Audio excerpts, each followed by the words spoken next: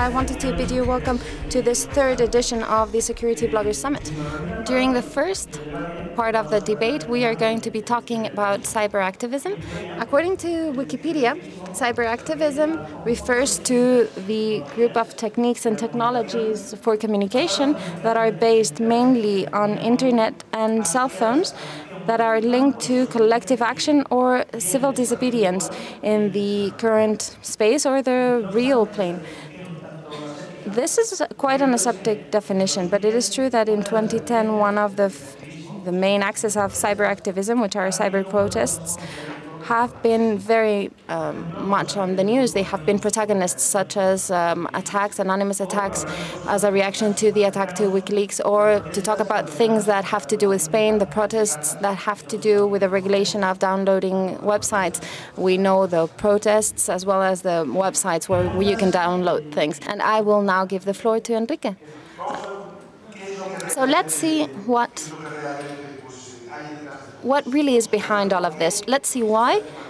Why is this a trend topic? Why is it a hot topic? And why are we talking about it? We are going through very fast transitions, very strong transitions, and we all have this impression, this feeling that we are seeing things that will be studied in history books in a few years' time, and our kids or our younger cousins will be studying that. So taking a look at the videos of protests in Tunisia or Iran or Egypt, those are episodes that are really left in our brain, right? It's something that makes us think, what is it we're talking about? Is it, when we talk about a phenomenon such as Iran, of cyber-activism? Well, Iran was a case that was much debated. We really debated on to what extent technologies had an important role. I would talk about information technologies or social websites in the revolts that took place in Iran.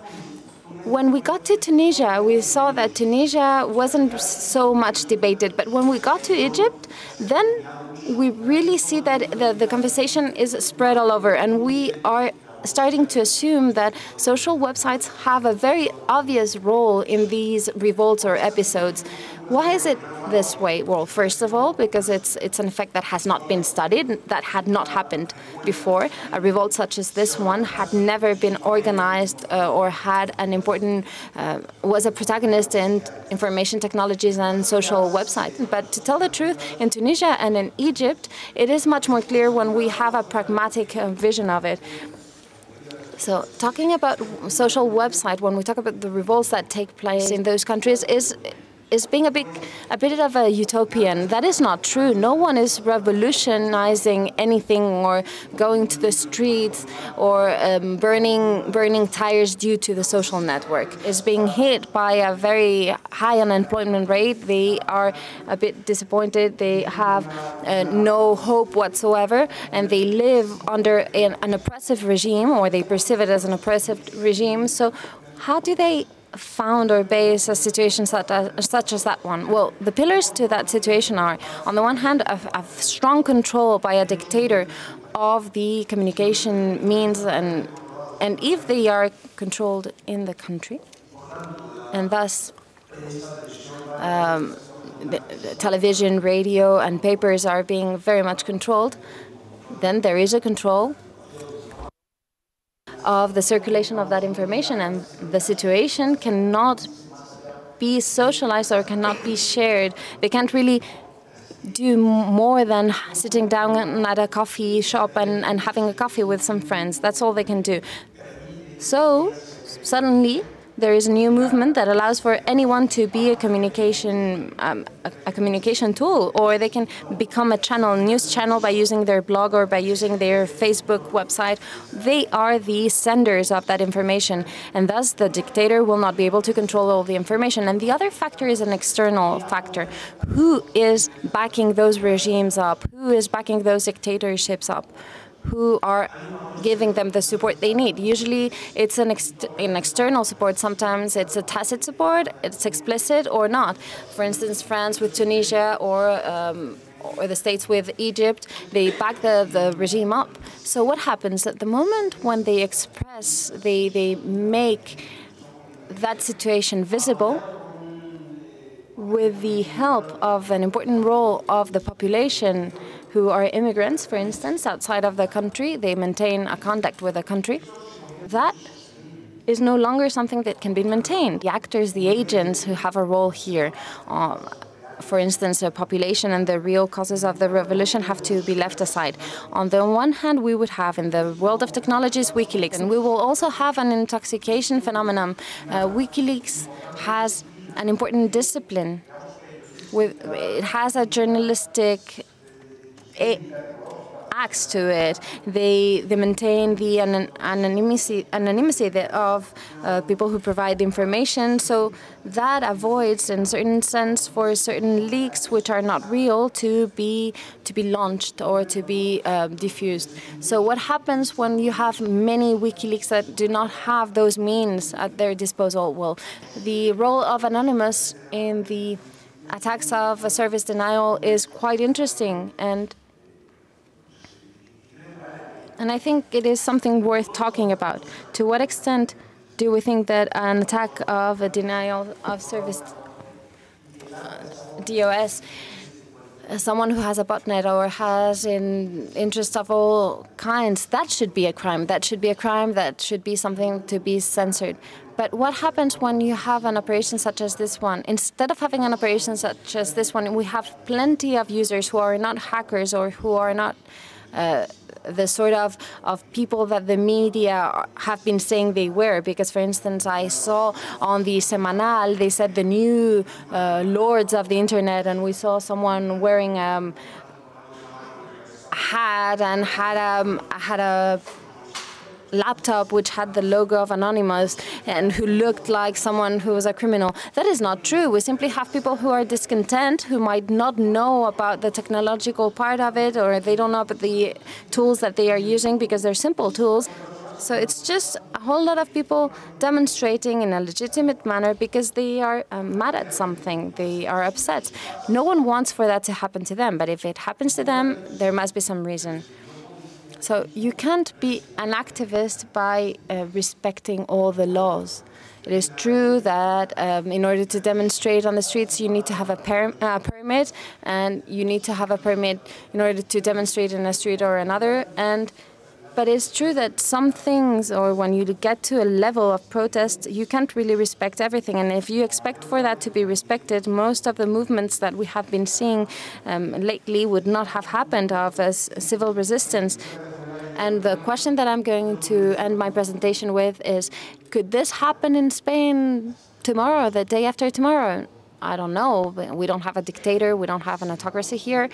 But there is a demography, or a young population, an important young population, that have an unemployment rate of 45% or 46%. I think that's an interesting debate.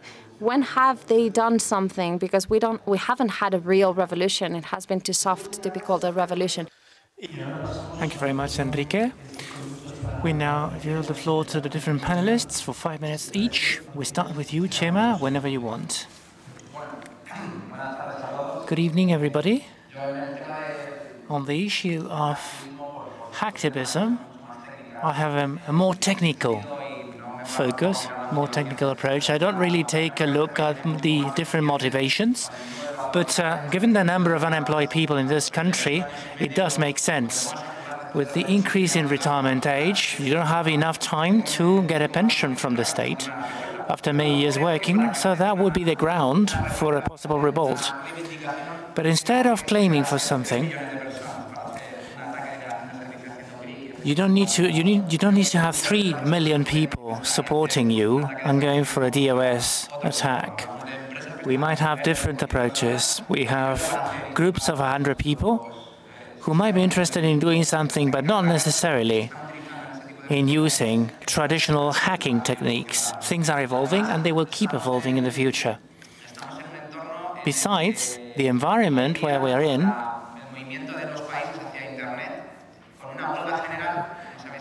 with general strikes affecting countries everywhere, they're not enough to paralyze a country. General strikes are not enough.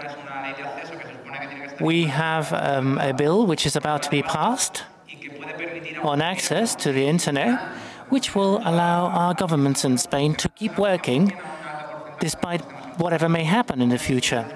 So if you want to go for a type of demonstration with a big impact, you need to go beyond that.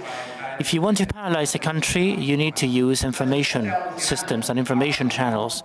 This is evolving, as I said before. The first tool used by Anonymous was a rather simple tool when performing attacks. The system they're using to communicate is a CMS type of system based on P2P communications. They've forgotten about the HTTP protocol and connecting themselves through Osiris. But on the other hand, we have cyber repressors, or the riot police of the internet. Against demonstrators, solutions are being developed in order to fight against DOS attacks, for example, blocking ports in different operators. So the evolution of the technology is constant, is happening all the time, and this will be changing all the time for many years to come. We've seen examples of attacks carried out by just one single person. A famous example, the Ministry of Housing. The homepage says something like, you will never have your own fucking house ever in your life. That's what it said, actually, in the homepage. And it was just one person carrying out this attack. So you don't need to have millions of people backing you up to do things like this. The world is changing, technologies are changing themselves, and we need to adapt ourselves to whatever is coming, in protesting and in the other things. Nothing else from me. Ruben, your turn. Thank you very much. Chema? Well, between what Enrique had to say and Chema's focus, a technical and a non-technical approach, I will take a central sort of stance. First of all, as regards the definition provided by Yosu, I think it is correct. The rule of law doesn't equal legitimacy. Something may be legitimate, but it may not be legal, and that is an important thing to consider when talking about cyber activism. If a large proportion of our population finds protests against something as something legitimate, that can be illegal, but it can still remain being legitimate. Cyber activism is about doing things every day. It is part of a coordinated movement in space and in time with very clear objectives. Protesting, complaining about things to change policies, to change regimes, or to change something which is not legitimate, which is hurting the population, for example. That's one thing.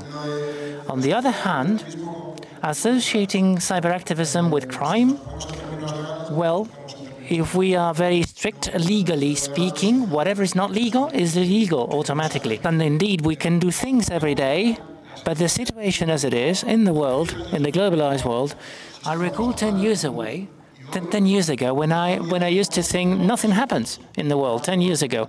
Today, you wake up in the morning and there's something happening everywhere. The World Bank says that the new financial measures have to be implemented. There is a revolution somewhere. There is a war starting somewhere else. So we need to strike a balance. On the one hand, someone is always telling us what we need to do, what we have to do. We are giving up our sovereignty, our states in the European Union, to give you an example, but there has to be a balance, so that we don't take the heat for everybody else's actions. Yes, we know about our duties, we know about our obligations, but on the other hand, we need to be able to claim about our own rights. It's like when children ask their grandparents, "What did you do?"